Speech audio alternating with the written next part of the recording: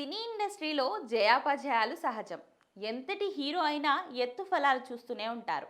ఇదే కోవలో కింగ్ నాగార్జున 2022లో వచ్చిన బంగారాజు తర్వాత పెద్దగా హిట్ చూడలేదు. మరోవైపు మెగాస్టార్ చిరంజీవి, బాలకృష్ణ, వెంకటేష్లు సరికొత్త రికార్డులు సృష్టిస్తుంటే కింగ్ నాగార్జున మాత్రం గట్టి కంబ్యాక్ కోసం కష్టపడుతున్నారు. బ్రహ్మాస్త్ర హిట్ అయినప్పటికీ అది రణబీర్, అమితాబ్ బచ్చన్ ఖాతాలోకి వెళ్ళిపోయింది. ఆ తర్వాత వచ్చిన ది గోస్ట్ బాక్స్ ఆఫీస్ దగ్గర బోల్తా కొట్టగా నా సామిరంగా పర్లేదనిపించింది. ఇక కింగ్ హీరోగా కాస్త బ్రేక్ ఇచ్చి సపోర్టింగ్ అండ్ సోషల్ రోల్స్ కు ఫిక్స్ అయిపోయారు. నాగార్జున ఇటీవలే ధనుష్ కుబేరాతో ప్రేక్షకుల్ని అలరించారు. ప్రస్తుతం రజనీకాంత్ కూలీతో థియేటర్లలో సందడి చేస్తున్నారు. ఈ సినిమాలో నాగ్ విలన్ గా నటించారు.